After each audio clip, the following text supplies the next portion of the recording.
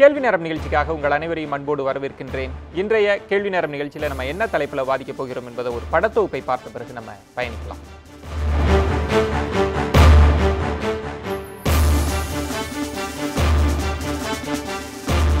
Chennai silks தீ விபத்து செய்தி தியாகராய நகரையும் தாண்டி தமிழகம் முழுக்க பேசுபொருளாகி இருக்கிறது. அசாதாரண சம்பவங்கள் நிகழும் போதெல்லாம் எல்லோரும் பேசுவது விதிமுறைகள் மீறல் பற்றிதான். இப்போது சென்னை சில்க்ஸ் விவகாரத்திலும் அதேதான் பேசப்படுகிறது. அந்த இடத்தில் விதிமுறைகளை மீறுவது யார்? அப்படி மீறினால் அதை தடுக்க வேண்டிய அதிகாரம் யாரிடம் இருக்கிறது? அந்த அதிகாரத்தையும் தாண்டி கட்டடங்கள் மேன்மேலும் உயர்கின்றன என்றால் அதிகாரிகளை தாண்டி ஆட்சியாளர்களின் கை இருக்கிறதா என்று அடுக்குமாடி கட்டடங்கள் பற்றி அடுக்கடுக்கான கேள்விகள் எழுகின்றன. அந்த கேள்விகளின் தொகுப்பே இன்றைய கேள்வி நேரத்துக்கான களத்தையும் 5 அழுத்தமான கேள்விகளையும் எழுப்புகிறது. விதிமீறி கட்டப்பட்ட கட்டிடங்கள் நடவடிக்கை எடுக்க என்ன தடை? நீதிமன்ற இடைக்கால தடை அரசின் கைகளை கட்டி போடுகிறதா?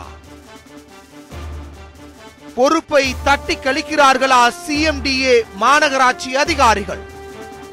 விதிமீறல் தொடர்பான நீதிமன்ற உத்தரவு காற்றில் பறக்க விடப்படுகிறதா? சட்டவிரோத கட்டிடத்தை வரைமுறைப்படுத்துவது சரியான அணுகுமுறையா? இன்னும் பல கேள்விகளோடு இன்றைய கேள்வி நேரம் பயணிக்கிறது.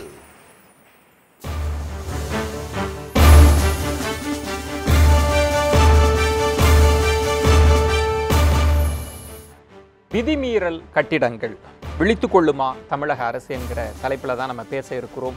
விதிமீறல் கட்டிடங்கள் தொடர்பாக நடவடிக்கை எப்போது எடுக்க போகிறோம்? இது மாதிரியான ஒரு அசாதாரண சூழல்ல விதிகளை பற்றி நம்ம அதிகமாக பேசுகிறோம். அது கும்பகோணம் தீ விபத்தாக இருக்கட்டும், மௌலிவாக்கம் கட்டிட விபத்தாக இருக்கட்டும், அந்த தருணத்தில் மட்டும் விதிகளை பற்றி பேசுகிறோம். பிறகு விதிகள் காற்றில் பறக்க விடப்படுவதாக சமூக ஆர்வலர்களால் குற்றம் சுமத்தப்படுகிறது. நம்ம இந்த தளத்தில் தான் விவாதிக்க இருக்கிறோம். நான் கருத்துரையாளர்களை உங்களுக்கு அறிமுகம் செய்து விடுகிறேன். திரு ராஜன் அவர்கள் சிஎம்டிஏ அதிகாரி, ஓய்வு பெற்றவர், வணக்கம். திரு பக்தவசலம் அவர்கள் தீயணைப்புத்துறை ஓய்வு பெற்றவர், வணக்கம். மூத்த ஐஏஎஸ் அதிகாரி ஓய்வு பெற்ற திரு முருகன் அவர்கள், வணக்கம். மூவரையும் வரவேற்கிறேன். இது மட்டுமல்லாமல் வழக்கறிஞர் திரு கிருஷ்ணன் அவர்களும் சற்று நேரத்தில் நம்முடைய இணைய இருக்கிறார். அனைத்து இந்திய அண்ணா திராவிட முன்னேற்ற கழகம் கட்சி அம்மா அணியிலிருந்து திரு ஆவடி குமார் அவர்களும் சற்று நேரத்தில் நம்முடைய இணைய இருக்கிறார். நம்ம தொடர்ந்து பேசலாம். திரு பக்தவசலம், உங்களிடமிருந்து தான் ஆரம்பிக்கணும். ஒரு தீயணைப்பு துறையில் இவ்வளவு காலம் அனுபவம், கும்பகோணம் தீ விபத்தை கூட அது சார்ந்த அனுபவமும் உங்களுக்கு இருக்கிறதுனால ஒரு தீயணைப்பு துறையில் பணியாற்றிய அனுபவம் கண்கொண்டு சொல்லுங்க, என்ன மாதிரியான விதிமீறல்கள் எல்லாம் இந்த கட்டடத்தில் இருந்தது? கட்டடம் கட்டும் பொழுது அவர்கள் முறையான விதிமுறைகளை பின்பற்றி கட்டப்படுகின்றன. கட்டப்பட்டவுடன் அவர்களுக்கு வசதிகளுக்கு ஏற்ப உள்ளமைப்புகளை மாற்றி அமைக்கின்றனர். தீயணைப்பு விதிமுறைகளை மட்டுமில்லாமல் தேசிய பாதுகாப்பு கட்டிட அமைப்பு விதிகளை பின்பற்றி கட்டப்படப்படும் கட்டடங்களை கட்டிட உரிமையாளர்களும் கவனித்து செயல்பட வேண்டும். அவ்வப்போது அந்த விதிமுறைகளை மீறாமல் பார்த்து கொள்ள வேண்டும். இதனால் முக்கிய அங்கம் வகிக்கிறது. இப்போ இந்த கட்டிடத்தில் என்ன விதிமீறல் நடந்ததாக நீங்க பார்க்குறீங்க? ஏன்னா அரசு தரப்புல 4 தளத்து வரைக்கும் தான் நாங்க அனுமதி கொடுத்தோம், அதுக்கு மீறி விதியை மீறி இருப்பதாக அமைச்சரே பத்திரிகையாளர் சந்திப்புல சொல்றாரு. எல்லோருக்கும் தெரிந்த விஷயம். விதிமீறி கட்டப்பட்டதற்கு அவருக்கு உயர்நீதிமன்றத்தில் தடை வாங்கி வந்துள்ளனர். இந்த நிலையில் யாரும் தலையிட முடியாத நிலையில் நாங்கள் உள்ளோம், அவ்வளவுதான். அந்த துறையில இருக்கிறதுனால ரொம்ப அதிகமா அவங்களால பேச முடியலையா? இல்ல துறையிலிருந்து இப்ப சென்னையில விதிமீறல் தொடர்பான கட்டிடங்களை பார்க்கிற போது பல கட்டிடங்கள் இருப்பதாக, யாரும் விதியை பின்பற்றதில்லைன்றதுதான் குற்றச்சாட்டு. நான் அதுலதான் உங்க அனுபவத்திலிருந்து சொல்லுங்க. அனுபவத்திலிருந்து தெரிந்தது, விதி மீறல் என்பது கட்டிட உரிமையாளர்களை முதலில் சார்ந்ததாகும். ஒன்று, அவங்களுக்கு தங்கள் உயிர் பாதுகாப்புக்காக தான் கட்டிட விதிகள் அமைக்கப்பட்டுள்ளன. அதில் எவ்வாறு அசம்பாவிதங்கள் ஏற்பட்டால் அதில் எவ்வாறு நாம் தப்பித்துக் கொள்ள வேண்டும், எவ்வாறு அதில் ஏற்படும் தீ விபத்துகளை கட்டுப்படுத்த வேண்டும் என்ற வழிமுறைகளை அடங்கியதுதான் கட்டட விதி அமைப்புகள். அதில் ப்ரிவென்ஷன் சைட் என்ற சைடில் மூலம் கட்டப்படுகின்றது. ஃபயர் ஏற்பட்டால் ப்ரொடெக்ஷன் முறையில் மூலம் அவை அணைக்கப்படுகின்றன. இல்ல அப்ப அதை விட்டுருங்க. ஏன்னா இன்னைக்கு ஒரு உயிர் சேதம் ஏற்படல, ஒருவேளை உயிர் சேதம் ஏற்பட்டிருந்தால் யார் பொறுப்பேற்பது? வெறும் நிவாரணத்தோடு நம்ம நிறுத்தி கொள்ள முடியாது. இப்ப இதை யாரு கண்காணிக்கணும்?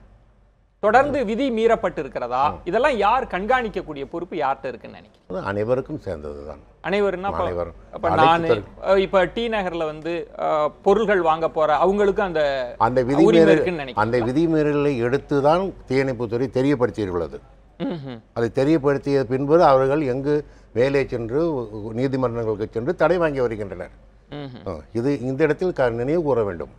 நீதிமன்ற தடை தான் ஒரு பெரிய அதனால மற்ற அலுவலர்களால் ஈடுபட முடியாத செயல் இழக்கம் ஏற்படுகிறது. திரு முருகன் அவர்களிடம் விதிமீறி கட்டப்பட்ட கட்டிடங்கள் நடவடிக்கை எடுப்பதில் என்ன தடை இருக்கு? அது நீதிமன்றம் இடைக்கால தடை விதிச்சிருச்சு, அது மட்டுமே காரணம்னு சொல்ல முடியும்? அப்படி இல்லை. நீங்கள் வந்து ஒன்று தெளிவாக தெரிஞ்ச பிறகு தான் இந்த விவாதத்தை நம்ம தொடங்க முடியும். கட்டிடங்கள் எல்லாமே விதிமீறி கட்டியிருக்கு, அதில் யாரும் நடவடிக்கை எடுக்கலை அப்படின்னு ஒரு ஸ்டேட்மெண்ட்டு. தீயணைப்புத்துறை சரியானபடி இதை கண்காணித்து சரி செய்யவில்லை அப்படின்னு ஒரு இது இப்படி பேசிட்டு போகிறத விட, இன்றைக்கி தமிழகத்திலையும் சரி பிற மாநிலங்களையும் சரி எந்த துறையினாலும் எடுத்துங்க, போலீஸ் டிபார்ட்மெண்ட் எடுத்துங்க, ரெவன்யூ டிபார்ட்மெண்ட் எடுத்துங்க, ஹெல்த் டிபார்ட்மெண்ட் எடுத்துங்க, ஸ்கூல் எஜுகேஷன், காலேஜ் எஜுகேஷன், விதிமீறல்கள் சரளமாக நடந்து வருகின்றன. இந்த உண்மையை தெரிந்து கொள்ள வேண்டும். அதுலேருந்து வெளியே வந்து ப்ரைவேட் கம்பெனிலையும் அப்படி தான் இருக்குது. அதை விட்டு வெளியே போய் நம்ம வீட்டில் நம்ம சொந்தக்காரங்க, நம்மகிட்ட வேலை செய்கிறவங்க, நமது நண்பர்கள், சொசைட்டி இஸ் பேட். இதுதான் 3 அம்சம். அரசியல்வாதிகள், அரசு ஊழியர்கள், அரசு அதிகாரிகள், சமூகம் எல்லாம் கெட்டுப்போன சூழ்நிலையில் நாம் இருக்கிறோம். அப்படியே பின்னோக்கி போனீங்கன்னா, நான்லாம் ஸ்டூடெண்ட்டாக இருக்கும்போது காங்கிரஸ் கவர்மெண்ட்டு, பெருந்தலைவர் காமராஜர் வந்து சிஎம், ராஜாஜி அவர்கள் இருந்தாங்க. அப்போ வந்து நாங்கள்லாம் நல்லா கேள்விப்பட்டிருக்கோம். அப்போ இந்த மாதிரி ஒரு இது, அவன் ரொம்ப மோசமான ஆள், தப்பு பண்ணிட்டான்னு ஊரே கூடி அவனை ஒதுக்கி வைக்கும். அந்த சமூக சூழ்நிலையில் நாம் என்ன சம்பாதிச்சாலும் மரியாதையோடு வாழ வேண்டுமென்றால் ஒழுக்கமாக சம்பாதிக்க வேண்டும் என்ற சூழ்நிலையெல்லாம் இருந்தது தமிழ்நாட்டில். இப்போ நீங்கள் ஏன் இதை பற்றி பேசுகிறீங்க? இன்னும் 3 நாளைக்கு நீங்கள் டிபேட் பண்ணுவீங்க, எல்லாம் காட்டுவீங்க.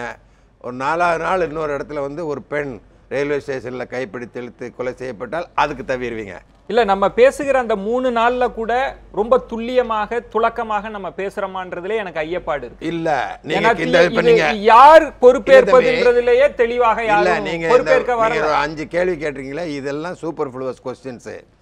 அவங்க தனிப்பட்ட முறையில் கோர்ட்டுக்கு போறாங்க, தடை வாங்குறாங்க. இந்த தடையை கொடுக்கின்ற கோர்ட்டில் இருக்க ஜட்ஜி நியாயமாக தான் கொடுக்குறாரு. என்ன கொடுக்குறாரு? சார், டி நகருக்கு வந்துட்டீங்கன்னா 99% கட்டடங்களும் விதிமீறி கட்டப்பட்டவை, ஆனால் என்னை மட்டும் பிடிச்சி ரிப்பேர் பண்ண பார்க்குறாங்க அப்படின்னு அவன் சொல்கிறான். உடனே அதை விசாரிக்க சொல்கிறோம். அப்படி விசாரிச்சிங்கன்னா எல்லா கட்டடங்களும் விதிமீறி கட்டப்பட்டவை. 1. அதுக்கு முன்னாடி தம்பி நல்லா புரிஞ்சிக்க வேண்டிய விஷயம், நான் ஒரு இடத்த வாங்குகிறேன் 10 சென்ட்டு, அதில் ஒரு கமர்ஷியல் காம்ப்ளெக்ஸ் கட்டணும். நீங்கள் நேராக கூப்பிட்டு டிசைன் போடுறவரை கூப்பிடுங்க, பில்டரை கூப்பிடுறீங்க. அவங்ககிட்ட சொல்லும்போது, சார் இது கட்டுப்படியாமல், நீங்கள் சும்மா இருங்க சார், ஒரு 4 ஃப்ளோர்னு வாங்கிட்டு நம்ம 7 ஃப்ளோர் கட்டிக்கலாம். அப்படிங்களா? நீ கம்முனுங்க, அதுக்கு ஆள் இருக்கு. இதுதான் இன்றைய நிலைமை. அப்போ அதிகாரிகள் காரணமா? அதிகாரிகளும் காரணம். அதிகாரிகளை மட்டுமல்ல, அதை முயற்சி பண்ணுகின்ற வியாபாரிகள் காரணம். இப்போ நீங்கள் இது ஆரம்பித்த காலகட்டத்திலேருந்து இந்த கவர்மெண்ட்டை மட்டும் நான் சொல்ல மாட்டேன், ஒரு 4 கவர்மெண்ட் வரும்போதெல்லாம் மேலேருந்து கீழே வரைக்கும் ஃபிக்ஸ்டு ஃபார்முலா, எதுக்கு என்னென்ன பணம் கொடுக்கணும், யார் யாரை போய் பார்க்கணும், இதுக்குன்னு ஏஜென்ட்ஸு, செக்ரட்டேரியட்டில் ஏஜென்ட். இப்போ சார் தீயணைப்புத்துறையில் இருக்கிறாங்கன்னு வச்சுங்க, இவர் வந்து ரொம்ப ஸ்ட்ரிக்டெல்லாம் இருந்தாருன்னா இவரை டப்புன்னு மாற்றிடுவாங்க. அவர் பில்டிங் டிபார்ட்மெண்ட் இருக்கார், ரொம்ப ஸ்ட்ரிக்டாக இருந்தாருன்னா அவரை மாற்றிடுவாங்க. ஐஏஎஸ் ஆஃபீஸர் ஒருத்தர் நல்லா டஃப்பாக எல்லாம் பண்ண பார்க்குறாருன்னா அவரை மாற்றிடுவாங்க. இந்த சூழ்நிலை வந்தாகிவிட்டது. System collapsed. அதுக்கப்புறம் நம்ம பேசிட்டு இருக்கோம். இப்போ நீங்க கேட்டீங்கன்னா சுத்தி பார்க்கிற போது அதிகாரிகள், ஆட்சியாளர்கள் தான் இதற்கெல்லாம் பொறுப்பு. அதான் இல்ல, அது வியாபாரிகள், அதை பொறுத்து கொள்கிறவர்கள். இல்ல, வியாபாரிகளை நம்ம எப்படி சொல்ல முடியும்? ஏன்னா அமல்படுத்த வேண்டிய இடத்தில் சட்டத்தில் கையில வச்சிருக்கிறவங்க அதிகாரிகள். அவங்க தான் தட்டி கேட்க வேண்டிய இடத்துல இருக்கிறாங்க. நீங்க அவங்கள பற்றி பேசாம வணிகர்களை பற்றி மட்டும் அவங்கள பத்தி பேசாமன்னு சொல்லாங்க. அவங்களையும் பேசிட்டு நான் குற்றம் செய்வேன், என்னை பிடிக்காதவர்கள் அப்படின்னு குற்றம் செய்ய மாட்டேன் என்ற வியாபாரிகள் இருக்கிறார்களா அப்படின்னு கேட்டுங்கன்னா அவங்களும் இதில் பார்ட்டி. அவங்க தான் தூண்டுறாங்க பணம் கொடுத்து. அதுக்குள்ளே போக முடியாது, வெளியே வர முடியாது.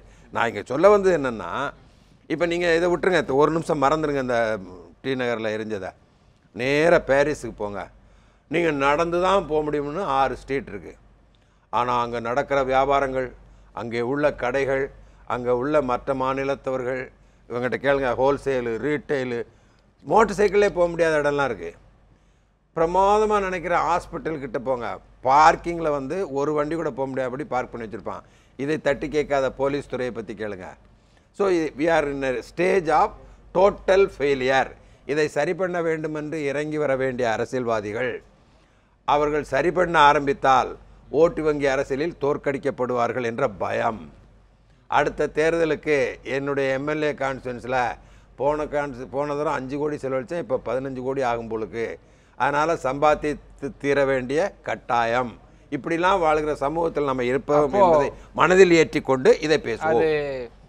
திரு முருகன் அவர்களினுடைய பார்வையில வந்து விதி மீறிய கட்டிடங்கள் அல்ல, விதி மீறப்பட்ட சமூகமாக இது அதை வந்து திருத்துவதற்கு ஒரே ஒரு பார்ட் ஆஃப் த சொசைட்டியை மட்டும் நம்ம கையில் எடுத்து பேசி கொண்டிருக்கிறோம். நடுமட்ட அதிகாரிகளை நாம் குறை சொல்லி கொண்டிருக்கிறோம். ஒரு சீஃப் வந்து நீங்கள் இப்போ வந்து இந்த துறைக்கு போகிறீங்களா, நீங்கள் சும்மா இருந்து யாரையும் கண்டிக்காமல் இருந்தால் மாதம் 2 கோடி ரூபா வீட்டில் வந்து கொடுத்துருவாங்க அப்படிங்கிற சூழ்நிலையில் இருக்கிறோம்.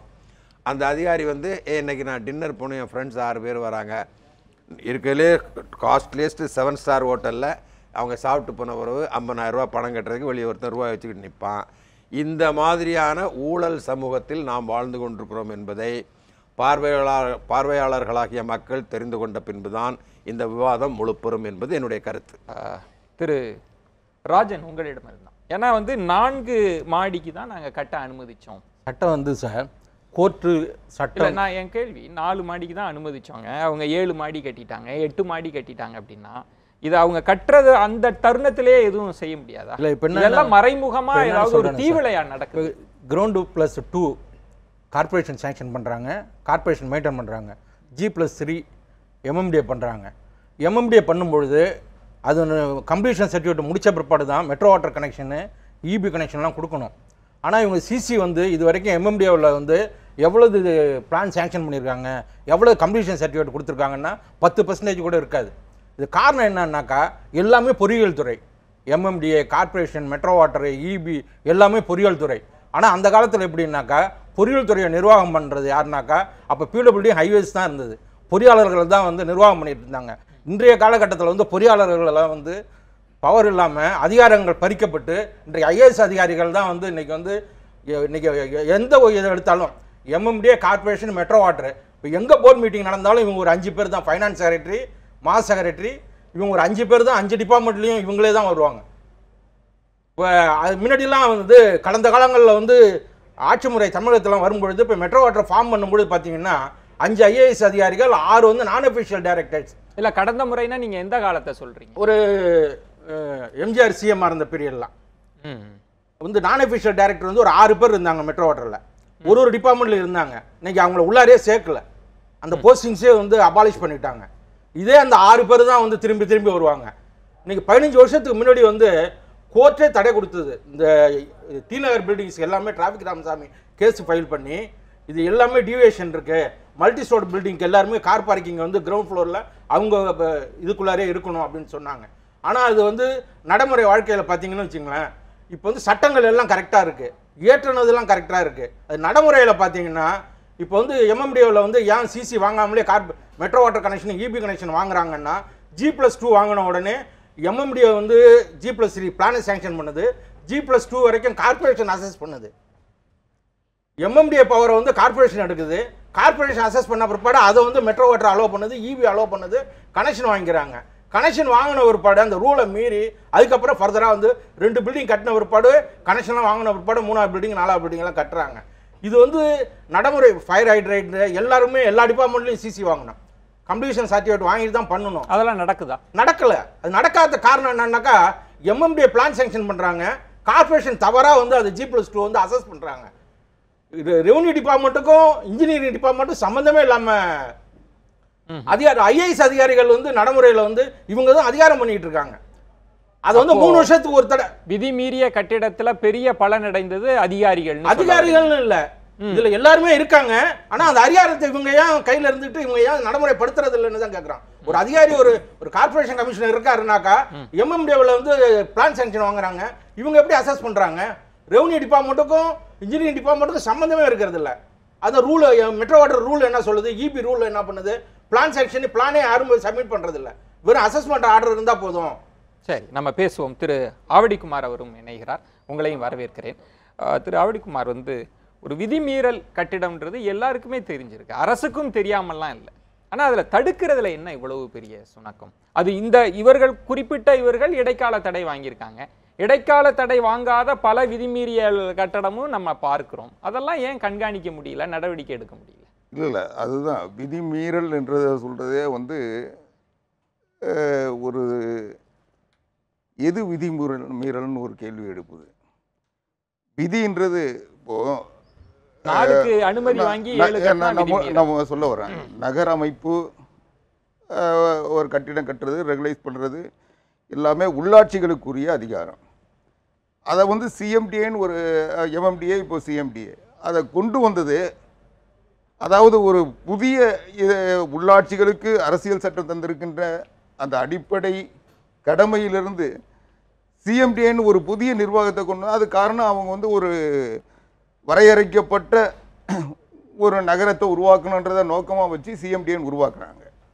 அப்போது சிஎம்டிஏ இப்போது அவங்க என்ன பண்ணுறாங்க, அவங்க பார்த்த உடனே அவங்களுடைய பிளானில் என்ன இருக்கோ அதை தான் கால்குலேட் பண்ணி அவங்க அனுமதிக்கிறாங்க. அவங்க அனுமதிக்கிறத உள்ளாட்சி அமைப்புகள் செயல்படுத்துகின்ற போது இவங்க பர்மிஷன் கொடுக்குறாங்க, பர்மிஷன் அவங்க வாங்குறாங்க. அதோட பெரும்பாலும் அதை கம்ப்ளீஷன் பண்ண பிறகு யாரும் ஆய்வுப்படுத்துறதில்லை. அது நகராட்சி உள்ளாட்சி அமைப்புகள் பண்ணுதா, சிஎம்டிஏ பண்ணுதான்னா ரெண்டு பேரும் பண்ணுறதில்ல. அவங்க முடிச்சாங்களான்னு கூட இல்லை, இவங்க பர்மிஷன் அதை கட்டுறதுக்கு தான் அனுமதி. அந்த கட்டுற அனுமதியை வச்சு இவங்க தேவையான லைசன்ஸ் எல்லாம் வாங்கிடுறாங்க, கரண்ட் வாங்கிடுறாங்க, தண்ணி வாங்கிடுறாங்க, எல்லாம் வாங்கிடுறாங்க.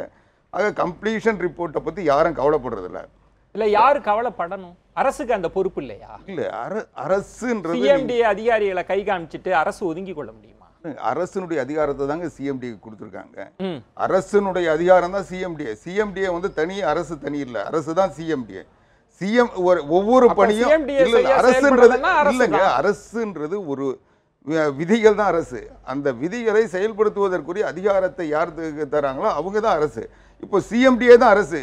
இந்த சென்னை மாநகர இந்த சிஎம்டிஏ லிமிட்டுக்குள்ள ஒரு அன்ஆத்தரைஸ்டு அல்லது அளவுக்கு மீறிய கட்டிடம் கட்டப்பட்டிருந்தால் அதை கட்டுவதற்கு அனுமதிக்கின்ற அல்லது கட்டுவதற்குரிய அனுமதி தருகின்ற சிஎம்டிஏ அடுத்த நிலையில் அது தவறு இருந்தால் அவங்க வேணா கூட நடவடிக்கை எடுக்கலாம். இது எங்களுடைய ஆய்வு செய்து எங்களுடைய விதிகள் படி இது கட்டப்படலை, அதனால் மாநகராட்சியை நடவடிக்கை எடுக்கலான்னு கேட்கலாம். அல்லது மாநகராட்சியே அதை ஆய்வு செய்து இல்லை. இப்போ உங்களுக்கு கவுல் தலைமை நீதிபதியா இருந்தபோது அவர் சொல்றார், தமிழக அரசு எந்த கொள்கை முடிவும் இதுல எடுக்கிறது இல்லை, தீ தடுப்பு பாதுகாப்பு விதிமுறைகளை பின்பற்றாத எந்த கட்டிடங்கள் மீதும் நடவடிக்கை எடுப்பதில்லை, வருமுன் காப்பதற்கு எந்த ஆயத்தமும் மேற்கொள்ளாமல் மாநகராட்சி சிஎம்டிஏ எல்லாம் பொறுப்பை தட்டி கழிச்சிட்டு இருக்காங்கன்னு அவர் தமிழக அரசையும் சேர்த்து தான் சொல்றாரு. நீங்க அவங்க அதிகாரிகளை மட்டும் கை காண்பி, அதிகாரி யாரையும் கை காட்டலைங்க. நான் அரசுன்றது தலைமைச் செயலகம் மட்டும் அரசு இல்லை, சிஎம்டியும் அரசு தான். இது வேணா மாநகராட்சி வேணா உள்ளாட்சி அமைப்புகள்னு சொல்லி அதை கொஞ்சம் அடுத்த நிலையில் வச்சு பார்க்கலாம். ஆனால் சிஎம்டியை பொறுத்த வரைக்கும் முழுக்க முழுக்க அரசு. சிஎம்டிஏ செய்கிற போடுகின்ற உத்தரவு அத்தனை அரசினுடைய உத்தரவு. சிஎம்டிஏ அரசினுடைய பிரதிநிதி தான். அவரு பக்தவசலம் சொன்னார், எல்லா சட்டமும் இங்க இருக்குங்க, சட்டம்லாம் இல்லாம இல்ல, ஆனா அதெல்லாம் மீறப்படுகிறது. அப்போ திரு முருகன் ஐஏஎஸ் அவர்கள் சொல்றாங்க, இதுல ஆட்சியாளர்களுக்கு பங்கு இருக்கு, அதிகாரிகளுக்கு பங்கு இருக்கு, சமூகத்துக்கு அந்த ஆசை இருப்பதை நீங்க எல்லாம் பயன்படுத்திக்கீங்க. அவர் சொல்றத அவர் அனுபவ ரீதியா சொல்றாரு, நேரடியா சம்பந்தப்பட்டவர் சொல்றாரு, அதை நான் ஏத்துக்கிறேன். ஆனா ஒரே ஒரு வார்த்தையை தான் நீங்க பங்கு இருக்குதுன்னு சொல்றத கடமை இருக்கிறதுன்னு நான் பாக்குறேன். அவங்க பங்கு இருக்கிறதுன்றது அவர் எந்த பொருள்ல மத்தவங்க எடுத்துப்பாங்க இல்ல, பங்குன்றத பொறுப்பா நீங்க வேற மாதிரி கடமை இருக்கு, எல்லாருக்கும் கடமை இருக்கு பார்க்கிறேன். ஆனா அந்த பங்குன்ற ரீதியிலேயும் அதாவது எல்லாருக்கும் கடமை இருக்கு. இது எல்லாத்த விட அந்த பயனாளிகளுக்கும் அந்த கடமை இருக்கு. அதான் நான் சொன்னேன் முதல்ல. அதாவது மற்றவங்களுக்கெல்லாம் என்ன கடமையோ அவங்களுக்கு ஒரு உத்தரவு போடுறதோட அவங்களுடைய பெரும்பாலும் கடமை முடிஞ்சிச்சுன்னு நினைக்கிறோம். நம்ம உத்தரவு வாங்குறதோட நம்ம சாதிச்சிட்டோம்னு நினைச்சிடறோம். அடுத்து என்ன பண்றோம், யாரும் உள்ள தலையிடக்கூடாது, அது அப்படி தலையிட்டா உடனே கோர்ட் இருக்குன்னு நம்புறோம். இப்போ இது எல்லாமே இப்போ நீதிமன்றம் அந்த பாதிக்கப்பட்டவருடைய நிலையிலிருந்து நீதிமன்றம் உத்தரவு போடுது. ஆனா ஒரு பொதுவான நிலையை பார்த்து போக சொல்ல பிரச்சனை வருது. நீதிமன்றங்களும் வந்து அதை நீதிமன்றங்களை நான் தவறா சொல்ல, நீதிமன்றம் பாதிக்கப்பட்டதா சொல்லி ஒருத்தர் போக சொல்ல அவருக்கு நிவாரணம் தருது.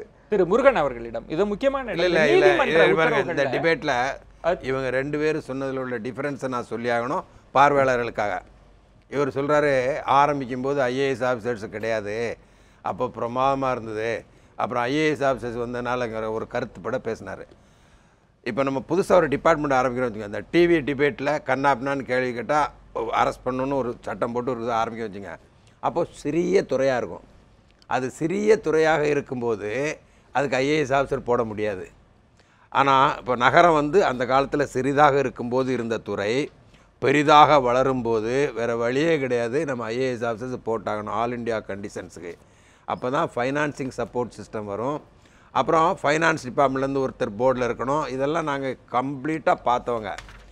அதை நான் பார்வையாளர்கள் புரிந்து கொள்ளும்படி கேட்டுக்கொள்கிறேன். 1.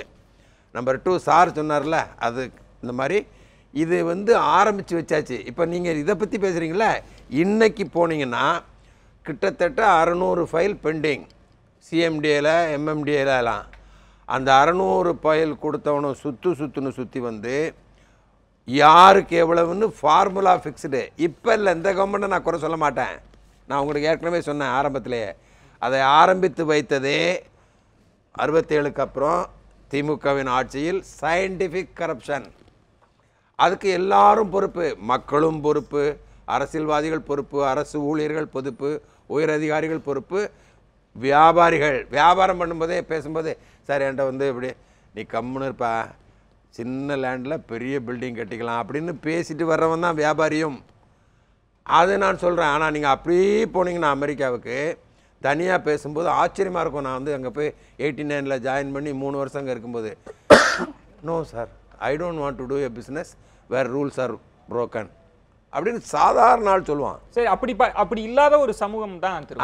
ஆனா அந்த இடத்துல தான் அரசோட ரோல் அதிகமாக இருக்கு. அரசோட ரோல் நீங்க இன்னைக்கு பேசக்கூடிய எல்லா அமைச்சர்களும் என்ன சொல்றாங்கன்னா, இந்த விதி மீறல் எப்படி நடந்துட்டு இருக்கு, இவ்வளவு கட்டிடம் இருக்குன்னு அதெல்லாம் பத்தி பேசாதீங்க, தீய முதல்ல அணைக்கலாம், அது இந்த மதம் மட்டும் பேசுவாங்க. அதுதான் பேட்டி அழகா சொல்றாங்க. ஆனா அதுக்குள்ள நம்ம போக வேண்டாம். அவரை பொறுத்தவரையில நடந்து விட்டது. விதிமீறல்கள் நடந்து நிறைய கட்டிடங்கள் இருக்கின்றன. நாம் போய் இதை எல்லாத்தையும் இடித்து தள்ள முடியாது, ஏன்னா கோர்ட்டுக்கு போவாங்க. கோர்ட்டில் போய் ஜட்ஜஸ் போடுற உத்தரவில் நியாயம் இருக்குன்னு நான் சொன்னேன். அப்போ மொத்தம் 36 கட்டிடம் இருக்குது, ஒருத்தனை மட்டும் நீங்கள் நோட்டீஸ் கொடுக்குறீங்க. அவன் போனோடனே ஸ்டே 36 அடிக்கிறீங்களான்னு கேட்குறாங்க கோர்ட்டில். நமக்கு பதில் சொல்கிறதுக்கு நாம் ரெடியாக இல்லை. அப்புறம் வந்து இதை எப்படி போனீங்கன்னா, இந்த ஸ்ரீநகரில் தானே பார்க்குறீங்க, பாரிஸில் என்ன பண்ண போகிறீங்கன்னு கேட்குறான்.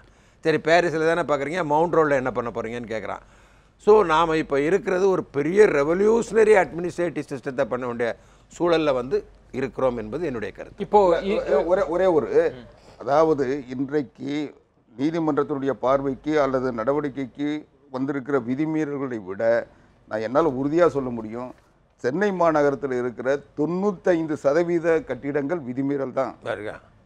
நான் 99ன்னா நீங்கள் 99ன்னா நான் கொஞ்சம் விதிமீறல்ன்றது அதை விட கூடுதலாக கட்டினாலும் விதிமீறல், குறைவாக கட்டினாலும் விதிமீறல். அதுலேருந்து ஒரு அடி வளர்த்தி கட்டினாலும் விதிமீறல் அனுமதிக்க முடியாது. அந்த இப்போ சைடுல அந்த இவ்வளவு இருக்குல்ல, அதுல ஒரு 2 இல்ல சைடுல பேட்டி கொடுக்கறப்ப அமைச்சர்கள்லாம் சட்டப்படி கடுமையான நான் முடிச்சிடுறேன். அமைச்சர்கள் போய் வந்து நேரடியா இதுல தலையிடுறது இல்ல, நேரடியா செய்யறது இல்ல. நான் அதை கேட்கலங்க. இல்ல என் கேள்விக்கு வந்துருங்களேன். நீங்க சொல்றீங்க வந்து 98 விழுக்காடு விதிமீறல் தான், 95 விழுக்காடுன்னா அதே சொல்லி. என்னுடைய பார்வையில நான் ஒரு குடிமகனா இருந்து இங்க என்ன நடக்குதுன்னு பார்த்ததா நான் சொல்றேன். 2வது, இது விதிமீறல்னு எதை விதிமீறல் நான் ஆரம்பத்திலேயே சொன்னேன். இன்னைக்கு பார்த்தீங்கன்னா ஸ்பெஷல் பில்டிங்ஸ்னு ஒரு தனியாக சிஎம்டிஏல இருக்குது. அவங்க நினைச்சாங்கன்னா அவங்கள விதியில் அது இல்லைன்னா ஒரு அரசாணை போட்டு அந்த பக்கத்தில் வந்து அவங்க வேக்கண்ட் லேண்ட் தேவையில்லைன்னுவாங்க. இன்னும் கேட்டால் வேக்கண்ட் லேண்டு வந்து ஒதுக்கீடு செய்யணும், சட்டப்படி இருக்குன்னுன்றது விதி. ஆனால் அந்த பூங்காவையே அவங்ககிட்டே பராமரித்து ஒப்படைக்கலான்றது ஒரு ஆர்டர் போட்டு கொடுத்தாங்கன்னா அவங்கள என்ன பண்ணுறாங்கன்னு கேட்க போகிறது. இப்போ 4 மாடி கட்டடத்துக்கு அனுமதி வாங்குறாங்க, 8 மாடி கட்டடம் இல்லைங்க, கட்டுறாங்க. நீங்க கட்டுமான பணி முடிப்பு சான்றிதழை கூட அரசு அவங்களுக்கு வழங்கலன்னு அரசு தரப்புல சொல்றப்ப இதெல்லாம் செய்யாமயே நீங்க டி நகர்ல எப்படி நடந்துட்டு இருக்கு இதெல்லாம்? இது மட்டும் விதிமீறல் இல்லைங்க. நீங்க அந்த 4 மாடி கட்டிடத்தை வாங்கிட்டு 8 மாடி கட்டினாங்கன்றது அது 4 மாடிக்கு அனுமதி வாங்கின வரைக்கும் அதை கட்டியிருப்பான், அதை காட்டியிருப்பான், அதுக்கு பிறகு அவங்க எக்ஸ்டெண்ட் பண்ணிட்டு போறாங்க. அது இல்லை. நீங்க ஒரு பில்டிங்கை கட்டிட்டு அதுக்கப்புறம் ஒரு செவுத்தை இடிச்சிட்டு அதை வந்து எக்ஸ்டெண்ட் பண்ணீங்கன்னா, ஒரு ஜன்னலை வச்சீங்கன்னா கூட விதிமீறல். விதிமீறல்ன்றது அதுல எந்த இடத்துல ஜன்னல் இருக்கணும், அது எந்த அகலத்துல இருக்கணும், எந்த நிகழத்துல இருக்கணும், இது எல்லாம் வச்சு அனுமதி வாங்கினா அந்த அனுமதிப்படி இருந்தாதான் இவங்க கம்ப்ளீஷன் ரிப்போர்ட் தரணுன்றது சட்டம்.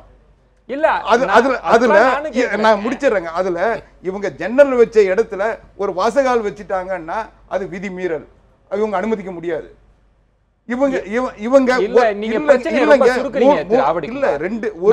கோயம்புத்தூர்ல இருங்க சார், கோயம்புத்தூர்ல அத்தனை குழந்தைகள் இழந்தது. அன்னைக்கு நம்ம எல்லாரும் விதியை பத்தி தான் பேசணும். இன்னைக்கு குழந்தைகளை இழந்தவங்களுக்கு தான் அந்த வழி தெரிஞ்சிட்டு இருக்கும். இதுலயே உயிரிழப்பு ஒரு 4 பேர் இறந்திருந்தாங்கன்னா யார் பதில் சொல்ல போறது? நான் கேட்பது இந்த விதிமீறலை யார் தடுக்க போவது? இதுக்கு யாருமே அதை பத்தி பேசவே மாட்டோமே. இதை நியாயப்படுத்தல. ஆனால் இந்த விதிமீறல் என்பதை விட இந்த விதியை மீறுகின்றவர்கள் யார்? 99% பேர் விதி மீறுறோம். 1% பேர் சார் சொன்னது 99 பேர் விதி மீறி இருக்காங்க. எம்எம்டி பிளான் சாங்க்ஷன் பண்ணிச்சு. அது சிசி கம்ப்ளீஷன் சர்டிஃபிகேட் கொடுத்த ஒரு படம் தான் EB connection metro water connection கொடுக்கணும்.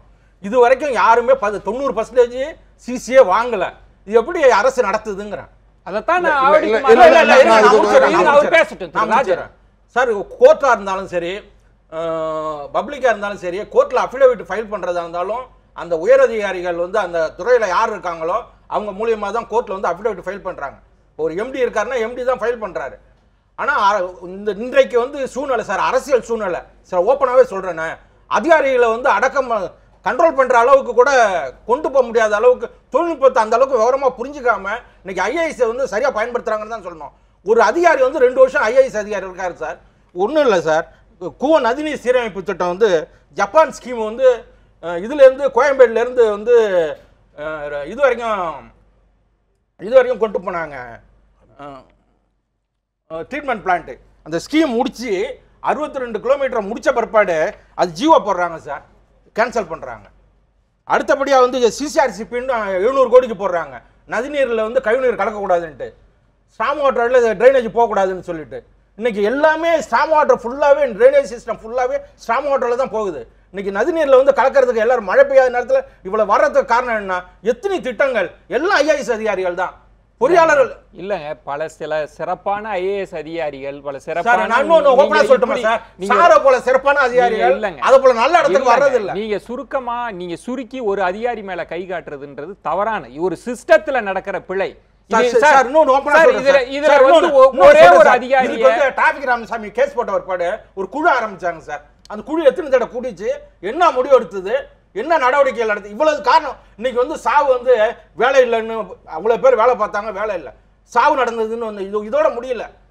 இந்த ஃபயர் ஆக்சிடென்ட் வந்து கண்டினியூ ஆயிருந்ததுனாக்கா அந்த டி நகரே பாதிச்சிருக்கும். இது என்னதான் முடிவுங்கிற என்னதான் முடிவுன்றதை தான் நம்ம பேச வேண்டியது. இதுல திரு முருகன், இந்த சென்னை சில்க்ஸ்க்கே சீல் வைத்தோம், ஆனா இடைக்கால தடை நீதிமன்றம் வந்து கொடுத்துருச்சு, திரும்ப அவங்க செய்ய ஆரம்பிச்சிட்டாங்க அப்படின்ற இடத்துல நீதிமன்றத்தின் இடைக்கால தடை இது போன்ற விஷயங்கள்ல ரொம்ப அரசுக்கே ரொம்ப தொந்தரவாமை சௌரியமா போறதுல, அரசுக்கே சௌரியமா சும்மா இருந்தா போதும்ல, தொந்தரவா சௌரியம் பாருங்க. நீங்க எல்லாரும் கவனிக்கிற மாதிரி ஒரு விஷயத்தை சொல்றேன்.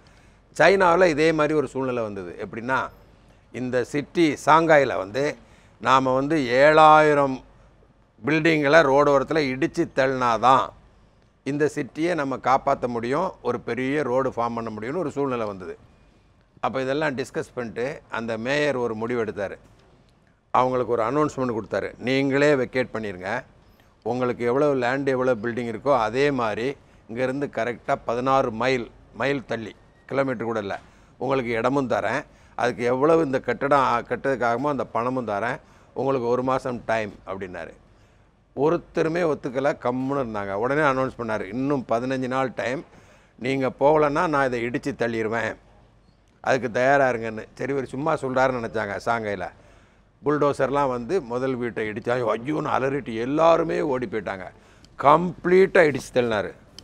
இடித்து தள்ளின பிறகு அந்த ஸ்கீம் வந்தோடனே அந்த மேயர் சொல்கிற சங்காய் மேயர் என்ன சொன்னாலும் பயந்துக்கிட்டு எல்லோரும் அதை ஒத்துக்கிட்டு போன பிறகு தான் உலகத்திலேயே 2வது மிகப்பெரிய நகரமாக சாங்காய் உருவெடுத்தது. இது ஹிஸ்ட்ரி. 20-25 வருஷம் நடந்தது. இப்போ இன்றைக்கி நாம் வந்து முடிவு பண்ணுறோம், ஒரு நல்ல கவர்மெண்ட் வருது. இந்த பாருங்கள், டி நகர்லேயும் சரி, பாரிஸ்லேயும் சரி, throughout the city of Chennai, all people அது எப்படி விதிமீறிங்க பற்றி எனக்கு கவலை இல்லை. இப்போ விதிமீறினா இடித்து தள்ளப்படும். 1 மாதம் டைம், 2 மாதம் டைம்னு சொல்கிற சக்தியோடு ஜனநாயகத்தில் ஒரு அரசு உருவானால்தான் நீங்கள் சொல்லலாம் நடக்க முடியும். ஆனால் அவங்க கவனிச்சாரா இல்லையா தெரியாது நம்ம நண்பர். நாம் என்ன சொன்னோன்னா, சரிப்பா நிறைய விதிமீறல் கட்டடங்கள் கட்டப்பட்டு அதில் வியாபாரங்கள் பெருகி மக்கள் உபயோகிக்கின்ற சூழ்நிலை இருப்பதால் இப்போ விதிமீறல் பார்த்தா இந்த பில்டிங்கே சரியில்லை. நான் பரும்பு பார்த்துக்கிட்டே தான் வருவேன். சரி, நம்ம ஒன்று பண்ணுவோம், விதிமீறலை சரிப்படுத்தி விடுவோம், அடிஷ்னல் பணத்தை கட்ட சொல்லி இதை ஒழுங்குபடுத்தி விடுவோங்கிற ஸ்கீமை நம்ம போட்டோம். அந்த போடும்போது வந்ததில் தான் எல்லாரும் சரி இனிமேல் விதிமீறல் கட்டினா இப்போ மாதிரி அப்புறம் போடுவாங்கன்னு ஒரு சூழ்நிலை உருவாச்சு. ஒன்று நல்லா புரிஞ்சுக்கிட்டிங்கன்னா, நான் 3 பேருக்கும் நாங்கள் கவர்மெண்ட்டில் ஒர்க் பண்ணாலும் எங்களுக்கு புரியும். நாளைக்கே முடிவு பண்ணால் கூட ஒரு பெரிய அளவில் இடித்து தள்ளி ஜனநாயக நடைமுறையில் ஒரு சிட்டியை சரி பண்ண முடியாது. ஆனால் சரி, விதிமீறல்களை நாம் மீறி விடுவோம். 1991க்கு முன்னாடி கட்டின கட்டடங்கள் அந்த விதிமீறல்களை இப்போ பொறுத்துக்கொள்கிறோன்னு சொல்லி நோட்டீஸ் கொடுத்து சரி பண்ணியிருக்கோம் நிறைய சிட்டியில். அது வரும்னு சொல்லி எதிர்பார்த்து எல்லாரும் இப்போ கட்டிட்டு உட்கார்ந்துட்டு இருக்காங்க. அந்த இடம் தான் நம்ம பேச வேண்டி இருக்கிறது. இந்த சட்டவிரோத கட்டிடத்தை வரைமுறைப்படுத்துவது சரியான அணுகுமுறையா? நான் பாட்டாளி மக்கள் கட்சியினுடைய நிறுவனர் திரு ராமதாஸ் அவர்கள் வெளியிட்டிருக்கக்கூடிய அறிக்கையில் சொல்வது, இது ஊழலுக்கு வழிவகுத்து விடும். விதி மீறலை எப்படி உங்களால் அனுமதிக்க முடியும், எப்படி வரைமுறைப்படுத்துவது சரியான தீர்வாக இருக்காது அப்படின்ற இடத்தில் அவருடைய அறிக்கையும் இருக்கிறது. இது பற்றியும் நம்ம பேச வேண்டியிருக்கிறது. விதி மீறல் தொடர்பான நீதிமன்ற உத்தரவு என்பது காற்றில் பறக்க விடப்படுகிறதா? இந்த சட்டவிரோத கட்டிடங்களை நம்ம வரைமுறைப்படுத்துவது என்பது விதி மீறலுக்கு நாம் தரக்கூடிய அங்கீகாரமாக இருக்காதா? இது பற்றியெல்லாம் பேசலாம். ஒரு சிறிய விளம்பர இடைவேளைக்கு பிறகு பொறுத்திருக்கிறேன்.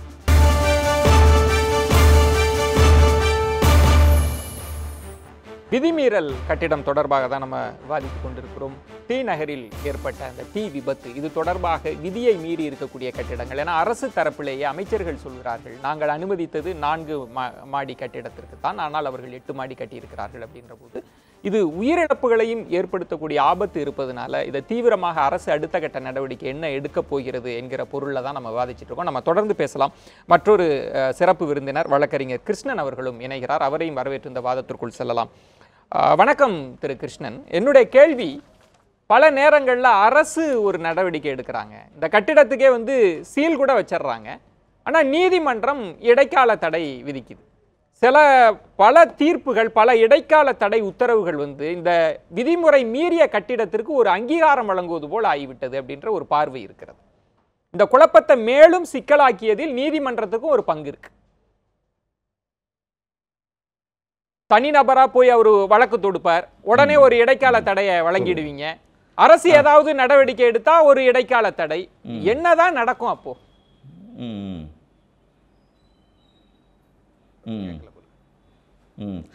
நீதிமன்றங்கள் அந்த நீதிமன்றத்தில் கொடுக்கப்படுகின்ற ஆவணங்கள் அடிப்படையில் தீர்ப்பை கொடுக்கும்.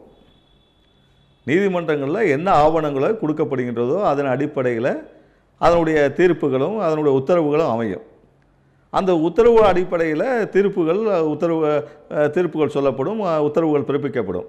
ஆனால் அதை நிறைவேற்ற வேண்டிய கடமை அதிகாரிகளுக்கு உள்ளது. அந்த அதிகாரிகள் தீர்ப்பை முழுமையாக கடைபிடிப்பது கிடையாது. இதுதான் அத்தனை பிரச்சனைகளுக்கும் காரணமாகும். நீதிமன்றங்கள் தன் முன்பாக வைக்கப்படுகின்ற ஆவணங்கள் அடிப்படையிலையும் மற்ற விவாதங்கள் அடிப்படையில் மட்டுமே தீர்ப்புகள் கொடுக்கப்படும். அது 99% உண்மையாக இருக்கும். ஆனால் அதை நடைமுறைப்படுத்துகின்ற அதிகாரிகள் தான் அதில் எதையாவது ஒரு குற்றத்தை கண்டுபிடித்து அந்த நீதிமன்ற தீர்ப்பை முழுமையாக அமல்படுத்தப்படுவதில்லை. அரசு ஒரு நடவடிக்கை எடுக்கிறாங்க, இது விதிமுறையை மீறி கட்டிய கட்டிடம் அப்படின்னு சொல்லி அந்த கட்டிடத்துக்கு சீல் வச்சிடுறாங்க. நீங்க என்ன சொல்றீங்கன்னா இடைக்கால தடை விதிச்சிடுறீங்க. இப்ப தீப்பற்றி எரிந்த அந்த கட்டிடமும் அரசு நடவடிக்கை எடுத்தது. ஆனா நீதிமன்றம் அதை தடுத்துருச்சு.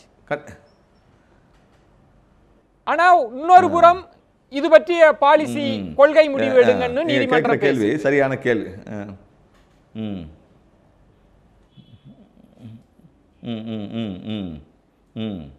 அதாவது ஒரு பாதிக்கப்பட்ட நபர் நீதிமன்றத்தை அணுகும் பொழுது அந்த விஷயமானது உண்மையா இல்லையா என்பதை அறியும் வரை நீதிமன்றம் அதற்கு ஒரு இடைக்கால தீர்ப்புகளை வழங்கும். ஏனென்றால் 1000 குற்றவாளிகள் தப்பித்து போகலாம் ஒழிய ஒரு நிரபராதி தண்டிக்கப்படக்கூடாது என்பதுதான் நீதியினுடைய முக்கியமான விஷயம். ஆகவே நீதியினுடைய முக்கியமான விஷயம் ஒரு நிரபராதி கூட தண்டிக்கப்படக்கூடாது. நீதிமன்றம் உத்தரவுகளை பிறக்கப்படும் போது அதற்கு அடிப்படையாக ஆவணங்களை பார்க்கும். அந்த ஆவணங்கள் சரியாக இருக்கும் பட்சத்தில் தான் நீதிமன்றங்களும் உத்தரவுகளை பிறப்பிக்கும் ஒழிய கண்ணை மூடிக்கொண்டு எந்த உத்தரவுகளையும் பிறப்பிக்காது. நீதிமன்ற உத்தரவுகளை பிறப்பிக்கும் போது அதன் அடிப்படையில் அமைச்சர் தரப்பில் சொன்னது நீங்களும் பார்த்திருக்கலாம். செய்தியாளர் சந்திப்புல நான் எங்களுடைய அனுமதி என்பதே 4 மாடிக்கு தான், அவங்க 8 மாடிக்கு கட்டியிருக்காங்கன்னு சொல்லி தானே சீல் வைக்கிறாங்க. நீதிமன்றம் அதுல என்ன பார்வையை செலுத்தியது? Very good. இல்லை அதாவது இவர்கள் சொல்வது 4 மாடிக்கு தான் இவங்க அனுமதி கொடுத்துருக்காங்க. அப்படின்னா அடுத்த கட்ட இதை போகும்போது இந்த அதிகாரிகள் நீதிமன்றத்தை அணுகி ஐயா நீங்கள் கொடுத்த உத்தரவு 4 மாடிக்கு தான், ஆனால் 8 மாடி கட்டுறாங்களே அப்படின்னு சொல்லி நீதிமன்றத்துடைய கவனத்துக்கு யார் கொண்டு போவது? பேசுவோம். திரு முருகன் நீங்களே சொல்லுங்க. நீதிமன்றம் ஒரு வழக்கை எடுத்துக்குது. பேசுவோம்.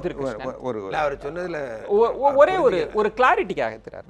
இதுல ஒரு கொள்கை முடிவாக அரசுக்கு ஒரு பார்வை இல்லை. அதை நீதிபதி கவுல் கூட தெரிவிக்கிறார். இந்த இடைக்கால தடை விதிக்கிறதுக்கு முன்னாடியே ஒட்டுமொத்தமாக நீங்க என்ன செய்ய போறீங்க சொல்லுங்க அப்படின்னா அதை பத்தி அரசு எதுவுமே சொல்லல. ஒரு செலக்டிவா ஒரு 10 கட்டிடத்துக்கு சொன்னாங்க. அதுக்கப்புறம் எந்த கொள்கை முடிவும் சொல்லல. அப்படியே அது கிடப்பில் இருக்கு. இந்த கட்டிடங்களும் அனுமதி இல்லாம நடந்துட்டு அந்த கேஸ் நல்லா தெரியுங்கனால சொல்றேன். அன்னைக்கு சீஃப் ஜஸ்டிஸ் என்ன சொன்னார்னா, ஏற்கனவே நீங்க ஒரு குறிப்பிட்ட காலம் வரை உள்ள விதிமீறல் கட்டடங்களை சரி செய்வோம்னு சொன்ன மாதிரி இதையும் சொல்றீங்களா இல்லையான்னு கேட்குறாரு. அந்த முடிவை அரசால் எடுக்க முடியவில்லை என்பதுதான் உண்மை. நீங்கள் நம்ம ஏற்கனவே சொன்னோம், அந்த நம்ம வக்கீல் அவர்கள் வருவதற்கு முன் பேசும்போது என்ன சொன்னோம், இப்போ எங்கள் வீடு விதிமுறைகள் சொல்லி, என் கடை விதிமுறைகள் சொல்லி நோட்டீஸ் வந்தால் நான் உடனே கோர்ட்டுக்கு எதை நம்பி போகிறேன். அப்போ இவரை மாதிரி ஒரு வக்கீல் எனக்கு அட்வைஸ் பண்ணுவார், சார் வாங்க சார் கோர்ட்டில் ஸ்டே வாங்கிடலான்னு. என்ன சொல்லி ஸ்டே வாங்குவாங்கன்னா, ஐயா இப்போ சிட்டியில் நீங்கள் எண்ணிங்கன்னா ஒரு 35,46,000 கடை விதிமீறி கட்டப்பட்டிருக்கோம், எங்கள் ஆளுக்கு மட்டும் நோட்டீஸ் கொடுத்துருக்கான்னு சொல்லுவோம். ஸோ இன்இக்விட்டி தியரி இங்கே அப்ளை ஆகும், உடனே ஸ்டே கொடுத்துருவாங்க. உண்மை. அப்போ என்ன பண்ணாங்க கவர்மெண்ட் பொதுவாக விதிமீறி கட்டப்பட்ட வீடுகள் இல்லை ஒரு நிமிஷம் திரும்ப நீங்க தொடருங்க. அதுக்கப்புறம் விதிமீறி கட்டப்பட்ட வீடுகள், விதிமீறி கட்டப்பட்ட அரசு private trading houses, commercial places, hotels அப்படின்னு தனித்தனி பாலிசி வச்சுருப்போம் நம்ம. இப்போ விதிமீறப்பட்ட எல்லா கடைகளையும் மூடினா வாழ்க்கையை ஸ்தம்பித்து விடும். அதனால் ஒவ்வொரு ஏரியாவாக செலக்ட் பண்ணி அப்படியே முறைப்படுத்தலாம் என்பது மற்ற நாடுகளில் நடந்து வருகின்ற விஷயங்கள் தான். ஆப்பிரிக்கன் ஸ்டேட்லலாம் நம்மளை போட்டி போட்டு அவங்களும் இரகுலாரிட்டி உள்ள கவர்மெண்ட். அதை தான் அவங்க சொன்னது. நீங்கள் சீக்கிரமாக சொல்லுங்கள் சார் உங்கள் பாலிசி என்ன அப்படின்னு கேட்டாங்க. அதாவது இந்த கட்டிடம் உள்பட 2011 சீல் வச்சு 6 மாதம் வியாபாரத்துக்காக அனுமதிக்கப்பட்டு அது தொடர்ச்சி. அப்போது இதே நீதிமன்றம் தான் அதை அனுமதிச்சுது. இன்னொன்று, நீங்கள் இப்போ எல்லாம் பேசுகிறீங்க, அதிகாரிகள் நடவடிக்கை எடுக்கலை, அதிகாரிகள் கவனிக்கலை, அதிகாரிகள் உடந்தையாக இருந்தாங்கன்னு கூட குற்றச்சாட்டு வைக்கலாம். ஆனால் ஒருத்தர் மேலே நடவடிக்கை எடுக்கிறாங்க, ஒரு அதிகாரி, ஒரு துடிப்பான அதிகாரி போய் நேரில் உடனடியாக அவர் நான் நோட்டீஸ் சர்வ் பண்ணி நான் இடிச்சே தீர்வேன்னு போய் நிற்பார். அடுத்த இவர் நாளைக்கு இடிப்பேன்னு சொல்லி நோட்டீஸ் கொடுத்துட்டு போயிருப்பாரு. அடுத்த நாள் பார்த்தீங்கன்னா கோர்ட்லேருந்து ஸ்டே வாங்கிட்டு நிற்பான். அவரை மாற்றிடுவாங்க. மாத்திரல கோர்ட்லேருந்து ஸ்டே வரும். ஆமா. கோர்ட் வந்து தடை உத்தரவு போடும். அதுக்கப்புறம் proceed பண்ண நான் வேண்டியது கேளுங்க, யாரு? நான் முடிச்சிடுறேங்க. நான் சொல்ல வர்றது வேற. இது என்ன ஒண்ணு உடனே அந்த அதிகாரி அவரு அசிங்கப்படுவார். அசிங்கப்பட்ட உடனே இதை பார்த்த உடனே பக்கத்துல இருக்கவங்க அவர் மதி பாயா நமக்கு என்ன வேலைன்னு நோட்டீஸ் கொடுத்துட்டு ஏதாவது காசு வாங்கிட்டு போய் நீ இல்ல என்னத்துக்கு திரு, நோட்டீஸை கொடுத்துட்டு என்ன அப்படி சாதிக்க போற நீ இன்னைக்கு நோட்டீஸ் இதையும் மீறி அந்த இருங்க அதையும் மீறி அந்த நோட்டீஸை கொண்டு போனா ஃபைன் போடுவாங்க. ஃபைனை கட்டிட்டு வருவாங்க. இல்லங்க, எத்தனையோ விதிமீறல்களுக்கு இல்ல ஃபைன் கட்டிட்டு நான் கவர்மெண்டோட பாலிசி பத்தி பேசுறேன். நான் என்ன கேக்குறேன், இருங்க சார், இடைக்கால தடையை விதிச்சிருக்கட்டும் சார். உங்களுக்கு ஒரு கொள்கை இப்போ நிலைப்பாடு இருக்குல்ல, இருங்க, அதுக்கு அடுத்த நடவடிக்கை நீங்க என்ன மேற்கொண்டீங்க? அடுத்த நடவடிக்கை கிளப்புல போட்டுட்டீங்க. இருங்க, சட்டபூர்வமான நடவடிக்கை தான். கோர்ட் தான் ஆர்டர் போடணும். கோர்ட்ல அந்த பில்டிங் இல்ல அவர் சொல்றது இல்ல அவருக்கு மாதிரி சார். ஒரு நிமிஷம் சார், இங்க பாருங்க தம்பி, நீங்க எல்லாருமே வந்து கியூருக்கு போறீங்க. நான் பிரிவென்ஷனை பத்தி பேசணும். நீங்க முதல்ல 4 மாடி கட்டடம் 5வது மாடியாக கட்ட ஆரம்பிக்கும் போதே தடுத்திருக்கலாம். அதை செய்ய வேண்டியது கீழ்நிலையில் இருக்கிற அதிகாரிகள். அவர்கள் செய்ய விடாமல் பண்ணியது யார் அப்படின்னா மேல்நிலை அதிகாரிகள். அதை அரசாங்கம் கவனித்து எடுக்கணும் அப்படின்னு இன்னைக்கு ஆரம்பித்தா போதும். இப்போ நீங்கள் இதெல்லாம் மறந்துடுங்க சார். இன்னைக்கு பெர்மிஷன் கொடுத்துருக்கிறது ஒரு 6000 கட்டடம் இருக்குல்ல, அவங்களாவது 3 மாடிக்கு பெர்மிஷன் வாங்கிட்டு கட்டி முடித்த உடனே 4வது மாடி போடாமல் பார்த்துக்குவீங்களா அப்படின்னு கேட்டிங்கன்னா இல்லை. அந்த அளவுக்கு சிஸ்டம் கொலாப்ஸ்ட் என்பது என்னுடைய வாதம். பக்தவசல் மாற்ற வேண்டாம். இப்போ அடுத்து என்ன நடவடிக்கை? ஏன்னா இப்போ அமைச்சர்கள்லாம் சட்டப்பூர்வமான நடவடிக்கையை நாங்கள் மேற்கொள்ள போகிறோம், அடுத்த 2 வாரங்களில் மேற்கொண்டுருவோம்லாம் சொல்றாங்கல்ல. ஆனா நீங்க முதல்ல சொன்னது எல்லா சட்டமும் இருக்கு, ஆனா இங்க எதுவுமே நடக்கல அப்படின்ற ஒரு பார்வையும் இருக்குல்ல. இனி என்ன நடக்கும்னு நினைக்கிறேன்? இனி அரசு ஏன்னா எல்லாருமே அதிகாரிகள், நீதிமன்ற இடைக்கால தடை, வணிகர்கள் பிரச்சனை, இந்த சமூகமே பிரச்சனைனா இதெல்லாம் இனி இப்படியே தான் இருக்க போகுதா? அதை பற்றி சொல்ல வர முடியாது. என்னால் தீயணைப்புத்துறை சார்பாகத்தான் நான் பேச முடியும். அதில் விதிமீறல்கள் இருக்குதுன்னா அந்த கட்டடத்தை அனுமதிக்கக்கூடாது, அவ்வளோதான். அதுதான் மேட்ரு. அந்த மாதிரி அனுமதி பெறப்படாத 4 மாடிகள்னு சொன்னீங்க. 4 மாடிகளுக்கு வேண்டிய உயிர் பாதுகாப்பு அமைப்புகள் உள்ளே அமைக்கப்பட்டிருக்கணும். அதுக்கு வேண்டிய தீ தடுப்பு காரணங்கள் வைத்திருக்கணும்.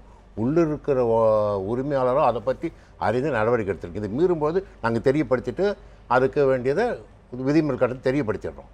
இதுக்கும் மேலே நடவடிக்கை எடுக்கணும்னா அரசு பெயர் கட்டுப்பிறகு விதிமீறலை அனுமதிக்கக்கூடாது, ஒழுங்குமுறைப்படுத்தக்கூடாது அப்படின்றது எங்களுடைய வாதம்.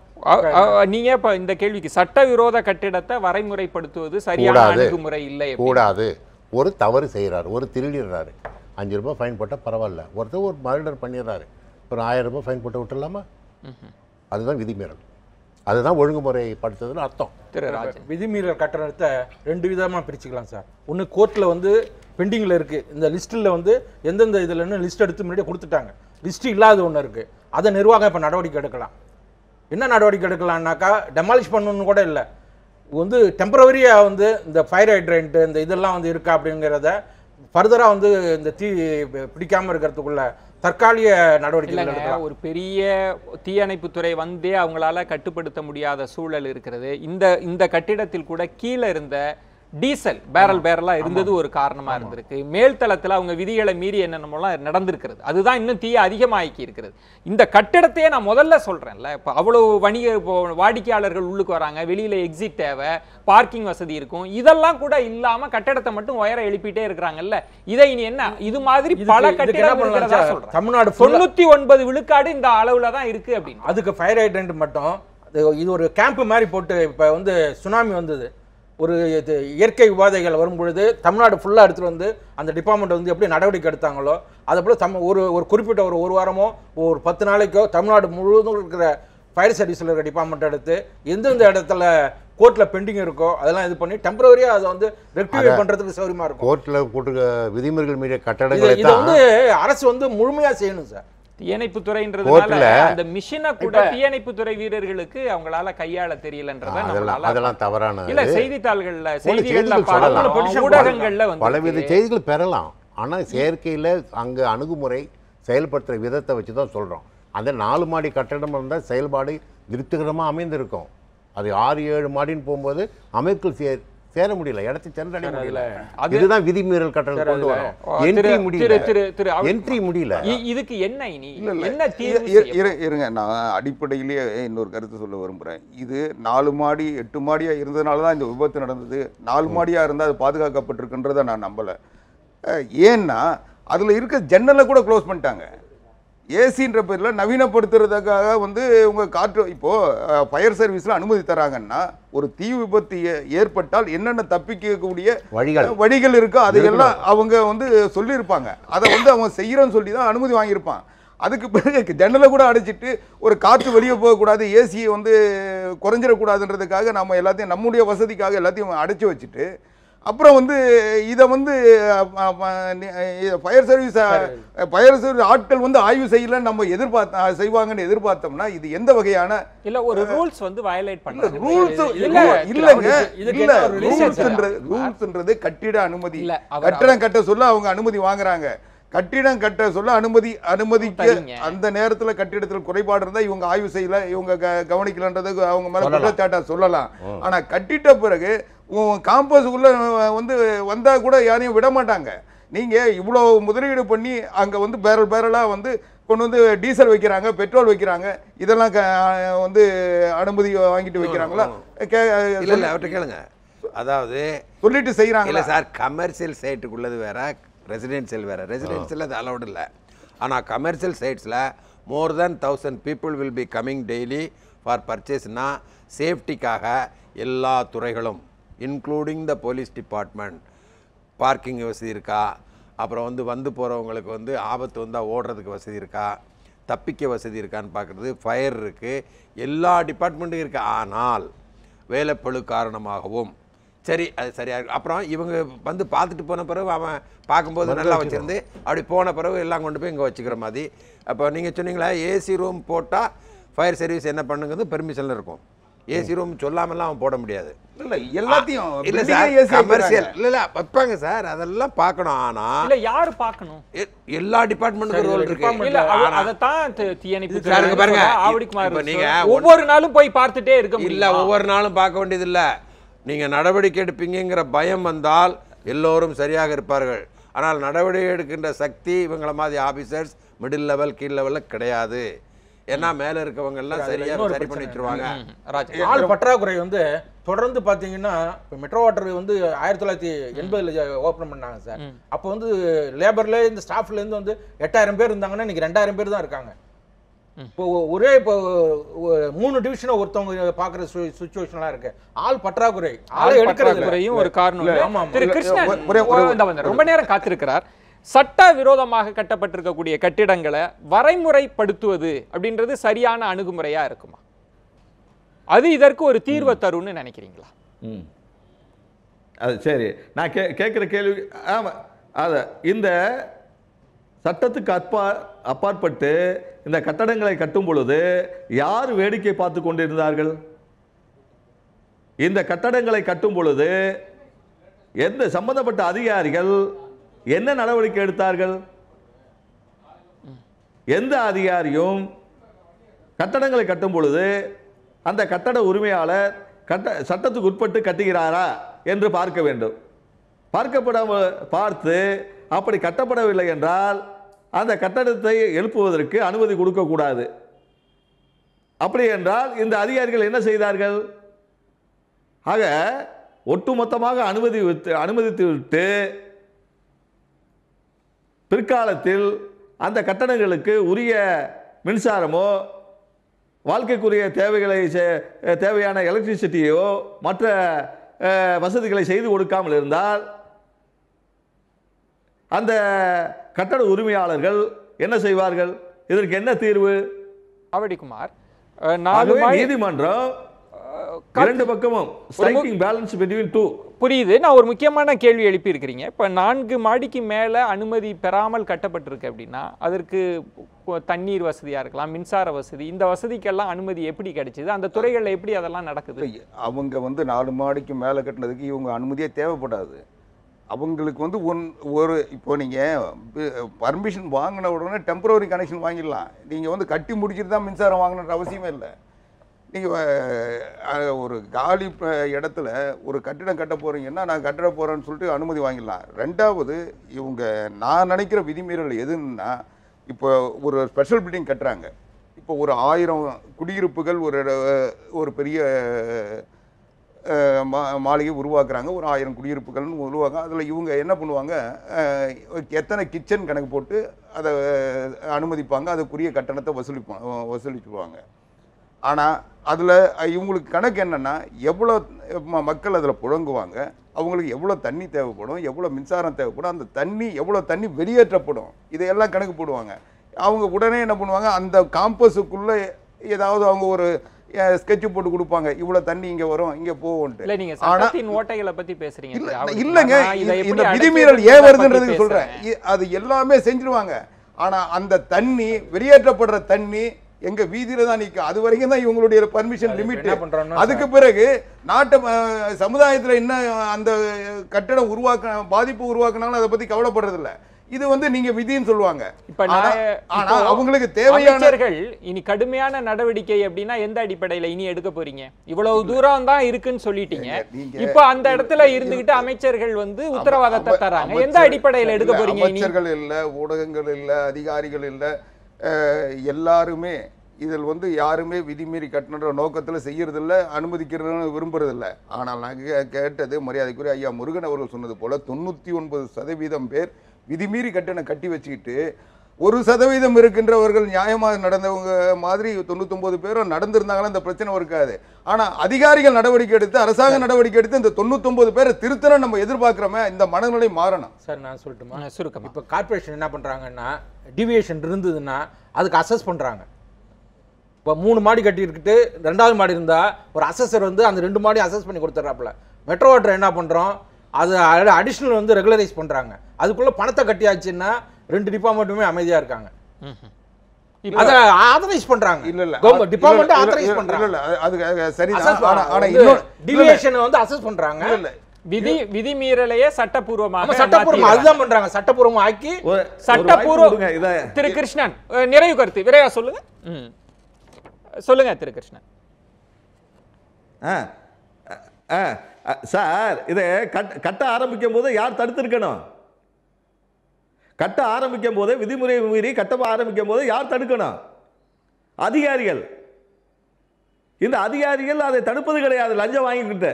இப்போ உதாரணம் சொல்றீங்கன்னா, இன்னைக்கு எலிசி நகர் மதுரையில் ஒரு நீதிமன்றம் தீர்ப்பு கொடுத்துருக்கு. இடைக்காலமாக ரெசிடென்ஷியல் ஏரியாவில் ஆட்டோ வெல்டிங் ஒர்க்ஸ் பண்ணக்கூடாதுன்னு சொல்லிட்டு ஒரு இடைக்கால தீர்ப்பு கொடுத்துருக்கு. எஸ்எஸ் காலனி போலீஸ் ஸ்டேஷனில் பண்ணால் இல்லை கண்டெம்ட் ஆஃப் கோர்ட்டு போங்க அப்படின்னு சொல்கிறாங்க. இப்போ அதிகாரிகள் நடவடிக்கை எடுக்காட்டினா அவன் என்ன பண்ணுவான்? ஆகவே அடிப்படையில் அதிகாரிகள் நடவடிக்கை எடுத்தால் இந்த கட்டுமான பணிகளே நடக்காது இல்லையா? இதே பிரச்சனை வராது. சரியான இடத்திற்கு வந்திருக்கிறீர்கள் திரு கிருஷ்ணன். அவன் கட்டணம் கட்டும் போது இதே கேள்வியை தான் நம்ம ட்விட்டர் பக்கத்துல நியூஸ் 7 தமிழ் நேயர்களுக்காக இதே கேள்வியை நம்ம முன்வைத்தோம். விதிமீறல் கட்டிடம் அதிகரிப்பதற்கு யார் பொறுப்பேற்பது? இந்த கேள்வியை தான் நம்ம முன்வைத்தோம். அலட்சியம் காட்டும் அரசா, கடமை தவறும் அதிகாரிகளா, விதிகளை மீறும் நிறுவனங்களா? இதுதான் நம்ம கேள்வியில் முன்வைத்திருந்தோம். அலட்சியம் காட்டும் அரசு என்று 39 விழுக்காட்டினர் வாக்களித்திருக்கிறார்கள். கடமை தவறும் அதிகாரிகள் 56 விழுக்காட்டினர் அதிகாரிகளைத்தான் குற்றம் சுமத்தி இருக்கிறார்கள். விதிகளை மீறும் நிறுவனங்கள் என்பது 5 விழுக்காட்டினர் தான் வாக்களித்திருக்கிறார்கள். விதிமீறல் கட்டிடம் அதிகரிப்பதற்கு யார் பொறுப்பேற்பது? எல்லாருமே அதிகாரிகளுக்கு தான் அதிக பங்கு இருப்பதாக சொல்லியிருக்கிறார்கள் நம்முடைய ட்விட்டர் பக்கத்தில் நேயர்கள். இறுதியாக திரு முருகன், நமக்கு வந்திருக்கக்கூடிய இடத்துல நிறுவனங்களெல்லாம் விடுங்க, அரசு என்பது, ஆனால் இடைப்பட்டில் இருக்கக்கூடிய, அதை தான் கிருஷ்ணன் அவர்களும் சொன்னாங்க. அதிகாரிகள் சரியா இருந்தா தவறு நடக்கிற இடத்திலே இதை தடுக்க முடியும். இதில் டிபேட்டே தேவையில்லை. ஆனால் அதிகாரிகள் சரியா இல்லை, அப்போ என்ன பண்ண போறீங்க தான் டிபேட்டு. அதிகாரிகள் சரியாக இருந்திருந்தால் அவர் கரெக்டாக சொன்னார் அட்வொகேட்டு. நான் முதல்ல இன்ட்ரோடக்ஷன்லேயே சொன்னேன், 3 மாடி கட்டி எல்லா பெர்மிஷனும் வாங்கின பிறகு 4வது மாடி கட்ட ஆரம்பிக்கும் போதே ஓடி போய் தடுத்து நிறுத்துகின்ற காலத்தில் நான் ஆட்சி செய்திருக்கிறேன். 1974ஆம் வருஷம் நாங்கள் இது பண்ணியிருக்கிறோம் விழுப்புரத்தில். ஆனால் இப்போது நிலைமை என்னவென்றால் 3 மாடி கட்டி 4வது மாடி கட்டும் போதே அந்த ஆஃபீஸரை பார்த்து, சார் 4வது மாடி நீ கட்டிக்க பார்த்துக்கலாம் அப்படிங்கிற சூழ்நிலையை நாம் வாழ்கிறோம். இதை எல்லோரும் ஒத்துக்கொள்ள வேண்டும். அரசியல்வாதிகள் அப்படி, அரசு அதிகாரிகள் அப்படி, சமூகத்தில் இருக்கின்ற மக்கள், வியாபாரிகள் எல்லோரும் அப்படி என்று மாறிவிட்ட சூழலில் நாம் இருக்கிறோம் என்பதை ஒத்துக்கொண்டு இந்த விவாதங்களை நடத்த வேண்டும் என்பது என்னுடைய தாழ்மையான கருத்து. நன்றி. 4 பேருக்கும் என்னுடைய நெஞ்சம் நிறைந்த நன்றிகளை தெரிவித்துக் கொள்கிறேன். திரு கிருஷ்ணன் அவர்களுக்கும் என்னுடைய நன்றிகளை தெரிவித்துக் கொள்கிறேன். விதிமீறல் கட்டிடம், நம்முடைய நேர்கள் சொல்லியிருப்பது அதிகாரிகளுக்கு அதிக பொறுப்பு இருப்பதாக சொல்லியிருக்கிறார்கள். தீ பற்றிய பிறகு தீயணைப்பு துறையினர் மற்ற எல்லோருமே இதற்காக போராடி கொண்டிருக்கிறார்கள், எப்படியாவது எந்த உயிரிழப்பும் இருந்துவிடக்கூடாது என்று. ஆனால் அதற்கு முன்பாக அதிகாரிகளுக்கு இருக்கக்கூடிய பொறுப்பைத்தான் நம்முடைய நேர்கள் சுட்டிக்காட்டி இருக்கிறார்கள். அந்த கருத்தோடு நிறைவு செய்யலாம். மற்றொரு ஆழமான தலைப்போடு சந்திக்கிறேன். நன்றி, வணக்கம், நள்ளிரவாகட்டும்.